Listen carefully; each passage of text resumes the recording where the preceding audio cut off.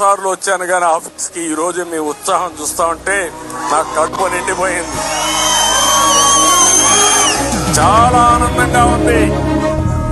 దానికి కారణం 10 మందిని పిలిస్తే 100 మంది వచ్చేసారు. మీరు